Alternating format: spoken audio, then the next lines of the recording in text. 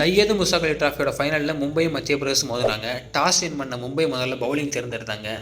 மத்திய பிரதேஷ்காக கவுட்டும் கவுலியும் ஓப்பனிங் வந்தாங்க. டோர்னமெண்ட் ஃபுல்லாக ஒழுங்காக பண்ணாத தாக்கூர் அவர் போட வந்த முதல் ஓவரில் கவுட்டையும் கவுலியும் விக்கெட் எடுத்துட்டாரு. ஓப்பனர்ஸ் 2 பேர் தான் அவுட் ஆகிட்டாங்கன்னு பார்த்தா அடுத்து வந்து எல்லா பேட்ஸ்மேன் அவுட் ஆகிட்டு போயிட்டே இருந்தாங்க.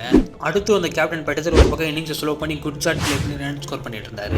சரி, பட்டிதர் கூட வெங்கடேசராச்சும் பார்ட்னர்ஷிப் போட்டு நிற்பாருன்னு பார்த்தா வெங்கடேசர் அவரோட விக்கெட் கொடுத்து அவரும் போயிட்டாரு. பட்டிதர் ஒரு பக்கம் நல்லா பண்ணி அவரோட 50 கம்ப்ளீட் பண்ணிட்டாரு. ஆனால் இன்னொரு பக்கம் விக்கெட் விழுந்துட்டே தான் இருந்துச்சு.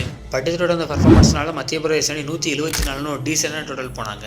மும்பைக்காக பிருத்விஷா ரகானேயும் ஓப்பனிங் வந்தாங்க. பிருத்விஷா 2வது ஓவரில் விக்கெட் கொடுத்துட்டு போயிட்டாரு. அடுத்து இந்த கேப்டன் சுரேஷே நல்லா பண்ணுவான்னு பார்த்தா அவர் கொஞ்சம் நேரத்தில் அவர் விக்கெட் கொடுத்துட்டு போயிட்டாரு. ரகானேயும் சூரியகுமார் ஒரு பக்கம் பார்ட்னர்ஷிப் போட்டு இன்னிங்ஸ் விக்கெட் விடாமல் பில்ட் பண்ணிட்டு இருந்தாங்க. நல்லா விளையாண்டுட்டு இருந்த ரகானே வெங்கடேசர் ஓவரில் அவரோட விக்கெட் கொடுத்துட்டு போயிட்டாரு.